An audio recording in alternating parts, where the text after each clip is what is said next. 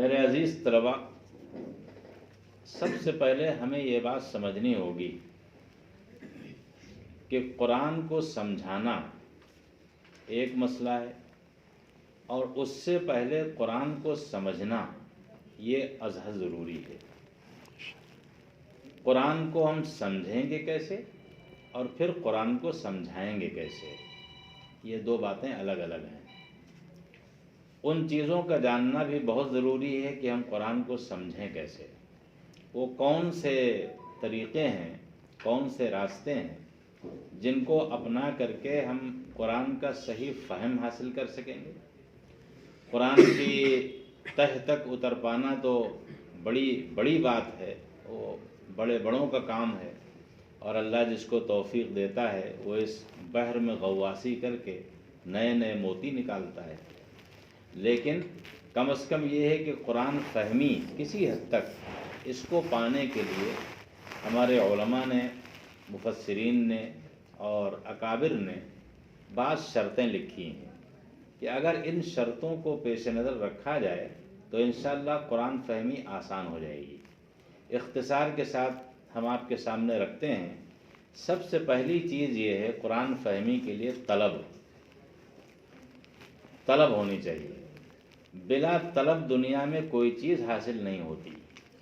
اب آپ یہ سوچئے کہ اللہ کا کلام لا یاتیہ الباطل من بین یدیہ ولا من خلفہ تنزیل من حکیم حمید، اور یہ وہ قرآن ہے جو آسمان و زمین کے درمیان ایک رشتہ ہے، جو آسمانی حکومت کی نمائندہ ہے، جو اللہ کا ایک وصف ہے، اس کا ایک کلام ہے۔ آپ اتنی بڑی چیز کو حاصل کریں بغیر کسی طلب کے، بغیر انابت کے، بغیر اللہ کی طرف رجوع کے، یہ نہیں ہو سکتا ہے۔ اس لیے جس قدر ممکن ہو اپنے اندر طلب کی کیفیت پیدا کریں اور اللہ سے رجوع کریں، اس لیے کہ جب اللہ سے رجوع کریں گے تبھی اللہ کی طرف سے فیضان ہوگا، اور پھر ہم قرآن مجید کو سمجھ سکیں گے، اس کا فہم ہمیں حاصل ہو پائے گا۔ تو پہلی چیز کیا ہے؟ طلب اور انابت۔ مثلا قرآن مجید میں فرمایا گیا ہے یہدی الیہ من ینیب، اور یہدی الیہ من اناب، کہیں انابہ کہا گیا ہے، کہیں ینیب کہا گیا ہے۔ تو رجوع کا جو پہلو ہے اور انابت کا پہلو ہے، یا اللہ کے کلام کو سمجھنے کی جو دل میں تڑپ اور تمنا اور آرزو اور طلب ہوتی ہے، یہ پیدا ہوگی تو انشاءاللہ قرآن فہمی ہمارے لیے آسان ہو جائے گی اور ہم قرآن کو سمجھ سکیں گے۔ دوسری چیز جو ہمارے علماء نے لکھی ہے وہ یہ ہے کہ قرآن مجید کو غور سے سننا اور اس کو عملی زندگی میں اتارنے کی کوشش کرنا۔ قرآن کو غور سے سننا خود ایک عبادت ہے، اور غور سے سننے سے مراد یہ ہے کہ ایک عام شخص کا سننا اور ہے کہ وہ تلاوت کو سنتا ہے، تجوید کو سنتا ہے، اور قرآن کے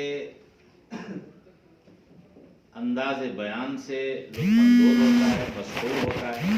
قرآن کا یہ سننا یہ ہے۔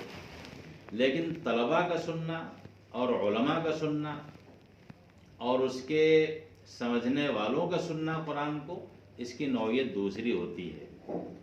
اس طریقے سے قرآن سنا جائے کہ قرآن کا اتار چڑھاؤ کیا ہے، قرآن نے جو الفاظ استعمال کیے ہیں ان الفاظ کا درجہ حرارت کیا ہے، ان کا ٹمپریچر کیا ہے۔ قرآن کا ایک لفظ بھی فضول نہیں ہوتا، بلکہ ایک لفظ بھی حقیقت کے خلاف نہیں ہوتا۔ قرآن کا کوئی بھی مضمون ایسا نہیں ہے جو امت کی رہنمائی سے خالی ہو۔ اس لیے آپ کا قرآن کو سننا اور عوام کا قرآن کو سننا، دونوں میں بڑا فرق ہے۔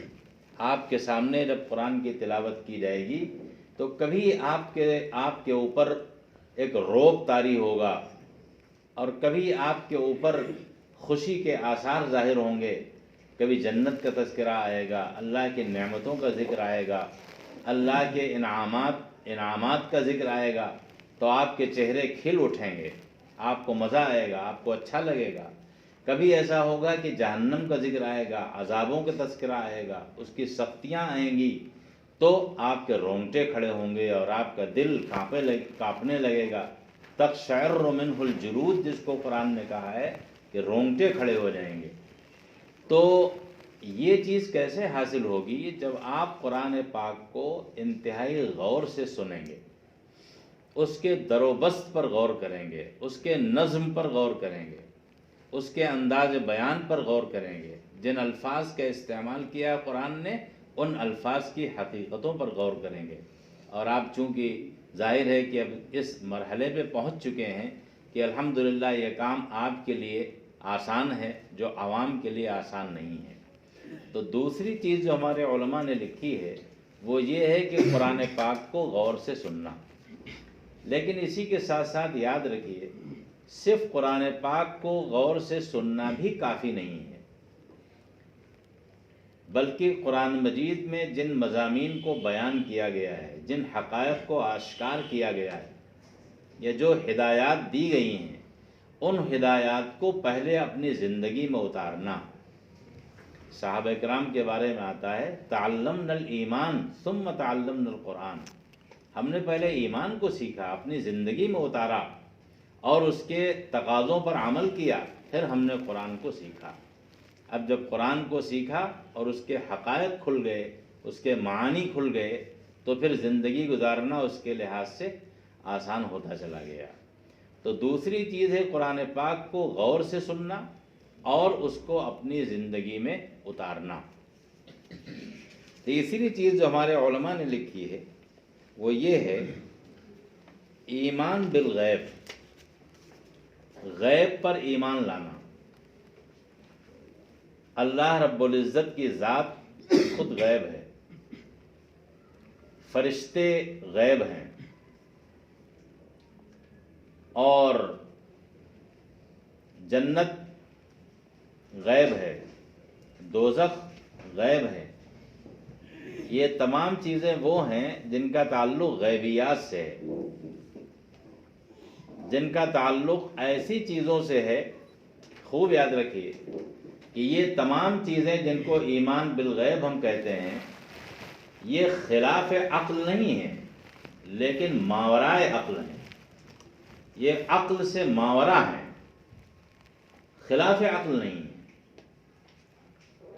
تو ان تمام چیزوں پر اگر ہمارا ایمان نہیں ہوگا پورے طور پر، تو ہم صحیح طور پر قرآن مجید سے استفادہ نہیں کر سکیں گے۔ اس لیے غیب پر اچھی طریقے سے ایمان ہونا، اور غیب سے مراد وہ تمام غیبیات ہیں جن پر ایمان لانا شرعاً ضروری ہے اور جو ہماری نظروں سے اوجھل ہیں۔ تو تیسری چیز جو ہمارے علماء نے لکھی ہے وہ ایمان بالغیب ہے۔ تو ایمان بالغیب جتنی چیزیں ہوں گی ان پر ایمان لانا پوری مضبوطی کے ساتھ، یہ چیز قرآن فہمی میں بہت زیادہ معاون ہے۔ تو چوتھی چیز جو ہے، چوتھی چیز قرآن مجید میں تدبر کرنا، غور کرنا۔ آپ سب تفسیروں کو ہٹا دیجیے، کوئی تفسیر سامنے نہ ہو، صرف قرآن ہو۔ ضمنی طور پر یہ بات ہم بتاتے چلیں آپ کو، ہندوستان میں ندوۃ العلماء وہ پہلا ادارہ ہے جس نے یہ کانسیپٹ دیا ہے کہ قرآن پر براہ راست غور کیا جائے اور قرآن کو قرآن سے سمجھا جائے۔ ورنہ عام طور پر مدارس میں کیا ہوتا تھا کہ کہیں جلالین پڑھائی جاتی تھی تو کہیں بعض دوسری تفسیریں پڑھائی جاتی تھیں، یعنی قرآن کو تفسیروں کے ذریعے سے سمجھنا ایک طریقہ ہے، اور قرآن کو قرآن سے سمجھنا، قرآن پر براہ راست غور و فکر کر کے قرآن کو سمجھنا، یہ ایک دوسرا طریقہ ہے۔ الحمدللہ ندوۃ العلماء نے اس طریقے کو اپنایا، اور اسی وجہ سے یہاں کسی بھی درجے میں تفسیر کی کوئی کتاب نہیں ہے، خود قرآن پاک پڑھایا جاتا ہے، اور اس کی تفسیر اساتذہ بیان کرتے ہیں۔ تو قرآن پاک پر تدبر کرنا، غور کرنا، اب آپ الحمدللہ اس پوزیشن میں ہیں کہ آپ براہ راست غور کر سکتے ہیں۔ کہیں پر باب تفاعل کا استعمال کیا ہے تو کہیں تفعیل کا استعمال کیا ہے، تو کہیں پر اس کو مضارع سے استعمال کیا ہے، تو کہیں ماضی استعمال کیا ہے، تو کہیں قرآن نے کوئی دوسرا طریقہ اپنایا ہے۔ آپ جب اس پہ خوب اچھی طریقے سے غور کریں گے تو آپ کے سامنے بڑے بڑے معانی کھلیں گے۔ مثلا ایک لفظ قتلہ ہے اور ایک لفظ قتلہ ہے، ایک تفعیل سے مستعمل ہے اور ایک ثلاثی سے مستعمل ہے۔ آپ جب ثلاثی سے نکل کر کے اس کو اور آگے بڑھائیں گے اور تفعیل کے اندر لے جائیں گے تو اس کے اندر تکسیر کا پہلو نکلے گا، اور قتلہ کے معنی ہوں گے مار ڈالنا، اور تقتیل کے معنی ہوں گے بوٹی بوٹی کر دینا۔ تو قرآن مجید کے جو الفاظ استعمال ہوتے ہیں اس پر بہت زیادہ غور کرنے کی ضرورت ہے کہ قرآن نے کوئی لفظ فضول استعمال نہیں کیا ہے۔ جس وقت جس درجے کے لفظ کا استعمال ضروری تھا اس جگہ اسی لفظ کا استعمال کیا ہے، اور اس سے نئے نئے معنی پیدا ہوئے ہیں اور اس سے نئے نئے مضامین پیدا ہوئے ہیں۔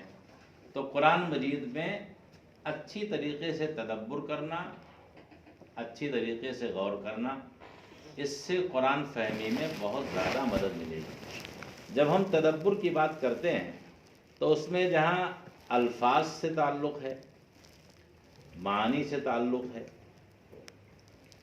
اسی کے ساتھ ساتھ کبھی قرآن واقعات کی طرف اشارہ کرتا ہے، کبھی قرآن کوئی ایسی حقیقت بیان کرتا ہے جس کا تھوڑا بہت اگر پس منظر معلوم ہو تو اس پس منظر سے اس حقیقت کو سمجھنے میں اور زیادہ آسانی ہوتی ہے۔ جیسے ابھی بات ہوئی شان نزول کی، اور شاہ ولی اللہ صاحب نے جو نظریہ پیش کیا ہے کہ شان نزول آیت اترنے کی وجہ نہیں ہے، یعنی اس وجہ سے آیت نہیں اتری ہے کہ یہ فلاں واقعہ پیش آیا۔ شان نزول کا مطلب یہ ہوتا ہے فلاں واقعے سے اس آیت کو سمجھنے میں مدد مل رہی ہے۔ اگر اس واقعے کو سامنے رکھیں تو اس آیت کو سمجھنے میں اور مضمون کھلے گا، معنی کھلیں گے، اس کو سمجھنے میں مدد ملے گی۔ صرف اتنی بات ہے، ورنہ اصل بات وہی جو شاہ صاحب نے کہی اور جس کا تذکرہ مولانا سلمان صاحب نے آپ کے سامنے کیا۔ تو ہم بات کر رہے تھے قرآن کے اوپر تدبر اور غور کرنے کا، لفظی اعتبار سے بھی، عقلی اعتبار سے بھی، ایمانی اعتبار سے بھی، جذباتی اعتبار سے بھی۔ ان تمام اعتبارات سے جب قرآن مجید پر اچھی طرح سے غور کیا جائے گا تو پھر اس کے اندر آپ کو ایسا لطف آئے گا کہ کبھی کبھی آپ کھو جائیں گے بالکل، اور ایسے ایسے معنی اس کے اندر کھلیں گے کہ آپ اس کا تصور نہیں کر سکتے خارجی دنیا میں۔ ترجمے اس کی تجربے کی بات ہے، کبھی کبھی ایسا ہوتا ہے کہ ذہن میں کوئی مسئلہ اٹکا ہوا ہے، کوئی آیت نہیں سمجھ میں آئی، غور بھی کرتے رہے پھر بھی نہیں سمجھ میں آئی، کسی استاد سے پوچھیں اتفاق سے کوئی نہیں مل سکا، نہیں پوچھ سکے۔ لیکن اگر آپ کے اندر یہ صفت ہے تدبر کی اور طلب کی، اور آپ نے ہاتھ اٹھا کر کے دعا مانگی کہ اے اللہ ہم سے جو ہو سکتا تھا ہم نے کر لیا، اب تو ہی اس کو سمجھا دے، تو آپ یقین مانیے کہ ایسے معنی کھلتے ہیں کہ صاحب آپ تصور نہیں کر سکتے۔ مثلا ہمارے یہاں ایک صوفی صاحب تھے، ان کو صوفی صاحب ان کو کہا جاتا تھا، صوفی انیس صاحب، مولانا جانتے ہوں گے۔ تو ہم سے انہوں نے کہا کہ دیکھو قرآن مجید میں ہے وَاتَّبِعْ سَبِيلَ مَنْ أَنَابَ إِلَيَّ، اس کے ساتھ رہو، اس کے ساتھ کام کرو جس کے اندر انابت کی صفت ہو۔ لہذا ایسی جگہ رہنا، ایسی تنظیموں سے جڑنا، ایسے اداروں میں کام کرنا جہاں کے افراد میں یہ صفت نہ پائی جاتی ہو اپنی زندگی کو ضائع کرنا ہے۔ وہ پڑھے لکھے آدمی نہیں تھے، پڑھے لکھے آدمی نہیں تھے، لیکن ان کی عقل اتنی روشن تھی اور ان کا ضمیر اتنا روشن تھا حضرت مولانا علی میاں رحمۃ اللہ علیہ کی صحبت سے کہ بڑے بڑے معنی قرآن کے سمجھا دیتے تھے۔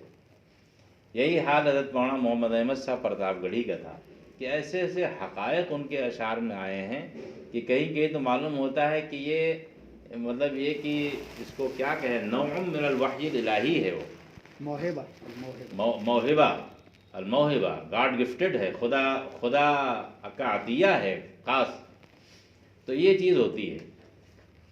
تو تدبر اور غور و فکر جو ہے قرآن مجید میں، یہ بھی اس کو سمجھانے میں بہت زیادہ معین ہے اور اس سے قرآن فہمی میں بڑی سہولت ہوتی ہے۔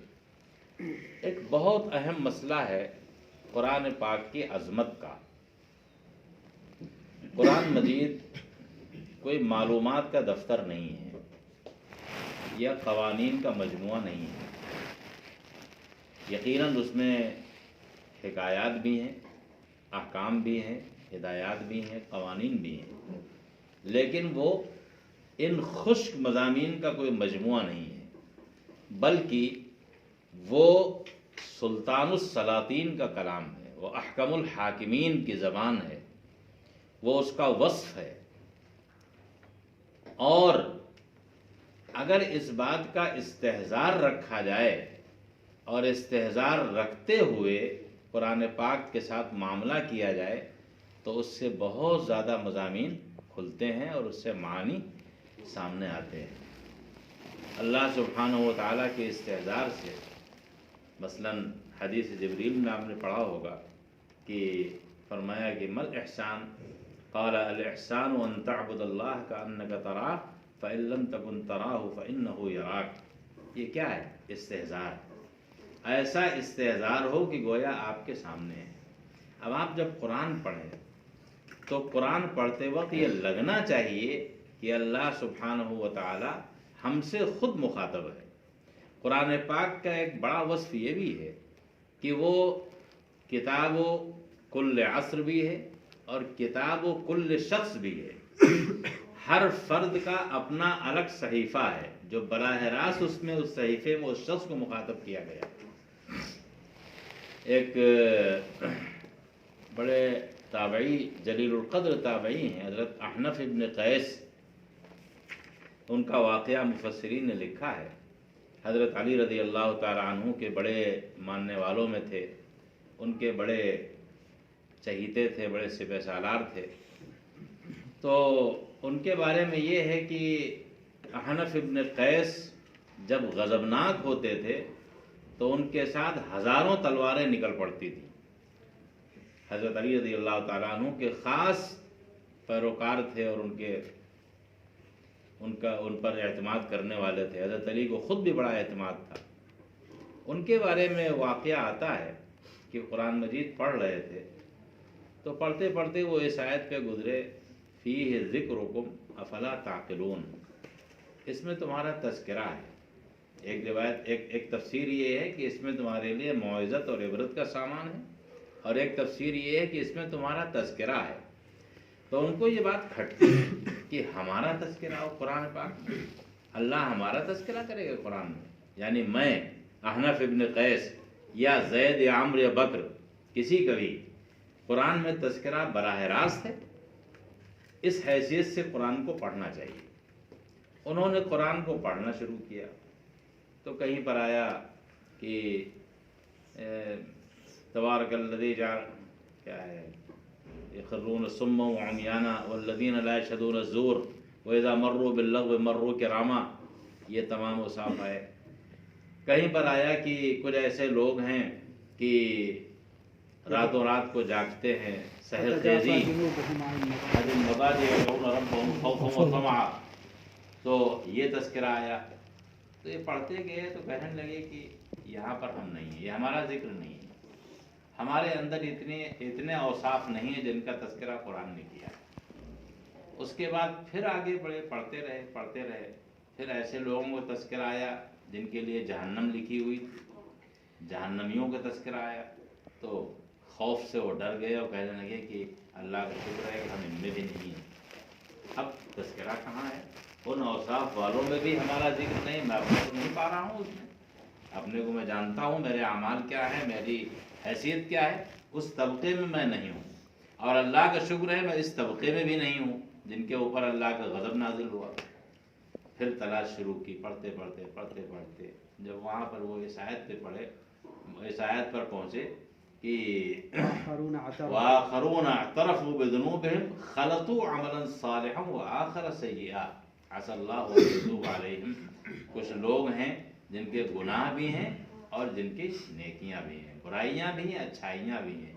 खलतू अमलन सालिहन व आखर सय्यिआ असल्लाहु अन यतूब अलैहिम, और यकीन है, उम्मीद है कि अल्लाह ताला इनकी तौबा को माफ़ करेगा, इनके गुनाहों को बख्श देगा। कहने के ये मेरा जिक्र है, ये हमारा जिक्र है, मैं यहाँ पर हूँ। तो अज़ीज़ तलबा, कुरान मजीद की को समझना, उसमें गौर करना, तदब्बुर करना, ये अज़हद ज़रूरी है। ये बिल्कुल ऐसे ही है जैसे कि लड़ते हैं और हाथ में तलवार भी नहीं, मैदान जंग में आप उतरना चाहें और हाथ में तलवार तक न हो, तीर तफंग भी न हो, वो आलात न हो जिनके ज़रिए से आप दिफा करेंगे या दुश्मन पर इक़दाम करेंगे, या दावत की ज़बान में आप मैदान में उतरेंगे और आपकी तैयारी भी पूरी तरह से न हो, तो फिर उसमें वो बात बनने वाली नहीं है। लिहाजा हम ये नहीं कहते, और हम खुद अपने को मुखातब समझते हैं इसका, कि इन सिफ़ात को जितना ज़्यादा से ज़्यादा हो सके अपने अंदर पैदा करने की कोशिश कीजिए, ताकि कुरान फहमी सबसे पहले हासिल हो, कुरान का मज़ा आए, कुरान का लुत्फ़ महसूस हो, कुरान के अंदाज़ तखातुब को आप समझें, उसके असालीब से आपको लुत्फ़ उठाएं और उसको अच्छा फ़हम हासिल हो, तब मैदान में उतरेंगे तो इंशाअल्लाह आपको भी बहुत फ़ायदा होगा। और इस दर्स कुरान का सबसे बड़ा फ़ायदा तो अपने को है, उसके बाद दूसरों को है, दूसरों को तो होगा ही, उससे ज़्यादा फ़ायदा अपनों का है। तो पहले इस बात को जहन में रखिए। अब अगर हम लोगों ने अपने आप को इस हद तक तैयार कर लिया है, किसी हद तक तैयार कर लिया है, अब हमें मैदान में जाना है,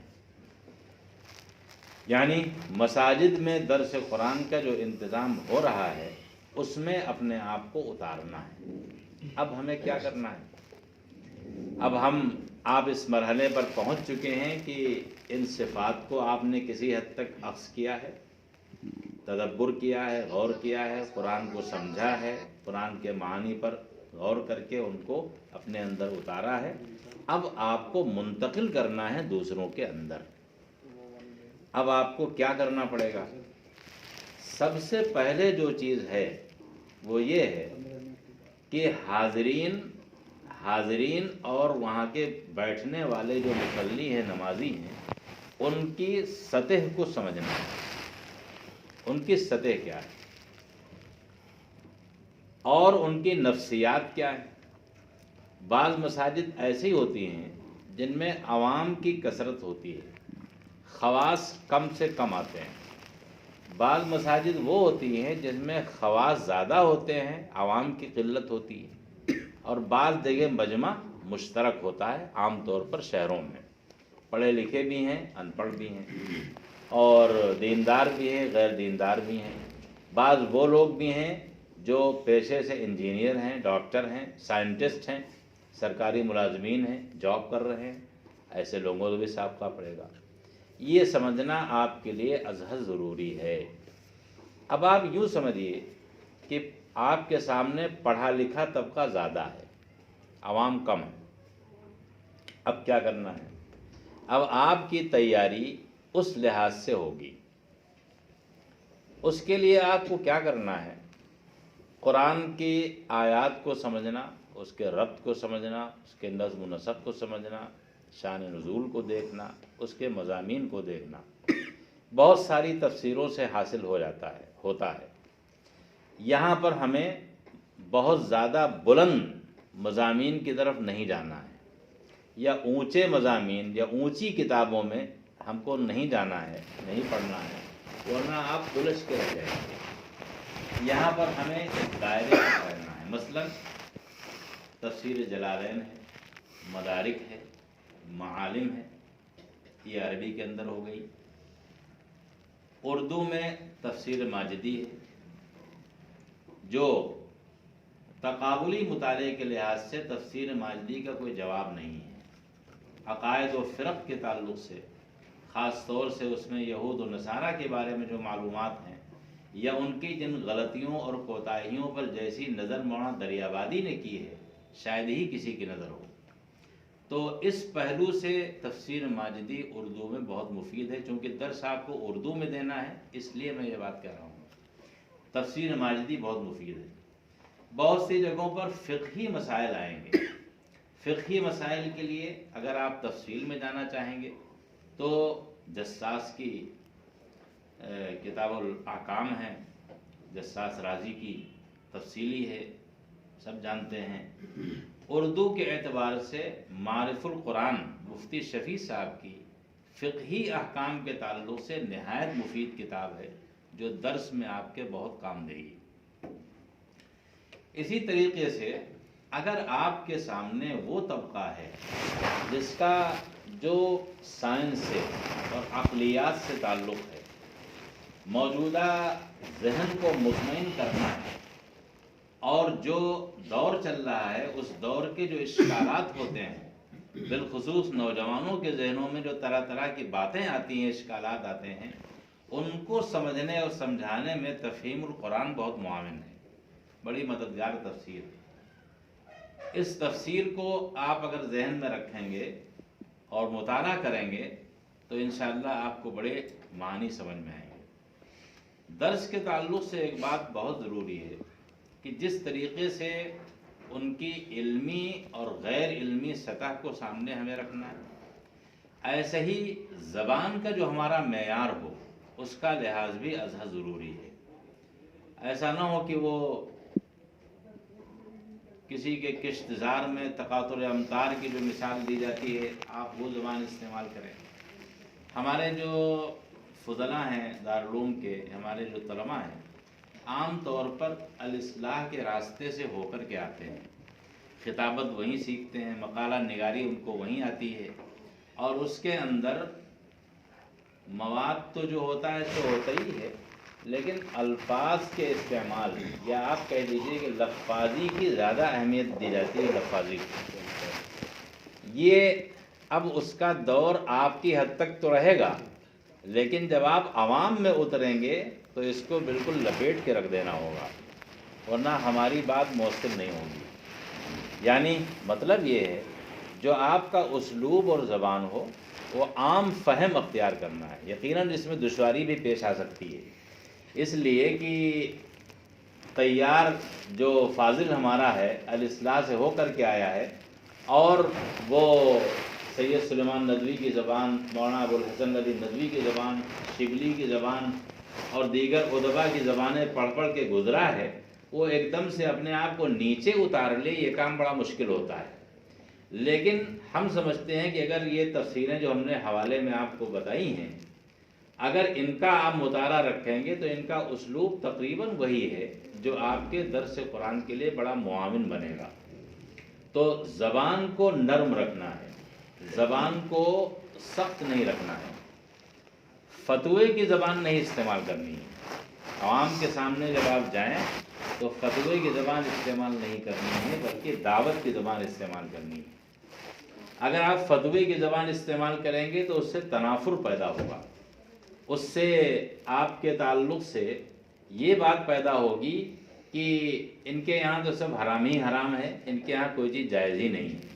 دعوت کی زبان استعمال کریں گے تو اس سے قربت اور موانست پیدا ہوگی۔ تو ایک بات تو یہ ہے کہ زبان کا معیار اچھا ہونا چاہیے، اور دوسری بات یہ ہے کہ اس کا جو کیا نام ہے اسلوب ہو، وہ اسلوب ان کے مناسب حال ہونا چاہیے۔ تیاری آپ کو ہر اعتبار سے کرنی پڑے گی۔ کبھی ایسا بھی ہوگا کہ انہی میں سے کوئی سوال کر بیٹھے گا، اور عوامی سوالات میں زیادہ تر فقہی سوالات ہوتے ہیں، وہ فقہی سوالات بھی سامنے آئیں گے، اس لیے کہ کبھی آیات ایسی بھی آئیں گی سامنے جن کا تعلق فقہی احکام سے ہے۔ تو یہ نہ ہو کہ خالی وہ جو مسئلہ ذکر کیا گیا ہے آپ کی نظر صرف اس پر ہو، بلکہ اس کے ما لہ و ما علیہ کو بھی دیکھ کے جانا پڑے گا کہ اگر کوئی اس کی دوسری شق پوچھے یا پلٹ کر کے آپ سے اس کے مقابل کی کوئی چیز پوچھ لے تو ایسے موقع پر آپ لاجواب نہ ہوں۔ تو فقہی طور پر اس کی تیاری کرنی پڑے گی، اور موجودہ دور کے ذہن کو مطمئن کرنے کے لیے تفہیم القرآن نہایت مفید تفسیر ہے۔ ہم سمجھتے ہیں کہ اگر اتنی باتوں کا آپ لحاظ کر لیں گے، قرآن فہمی کے جو طریقے اور آداب بتائے گئے ہیں ان کو اختیار کریں گے تو قرآن کو سمجھ سکیں گے، اور اگر ان طریقوں کو اپنائیں گے تو قرآن کو سمجھانے میں آپ کو بے حد مدد ملے گی۔ ہرگز جھجک نہیں ہونی چاہیے۔ جب آپ درس قرآن کی مجلس میں بیٹھیں تو یہ ذہن میں بٹھا کر کے جائیں کہ اس وقت ہم سے زیادہ قابل کوئی اس ایریے میں نہیں ہے۔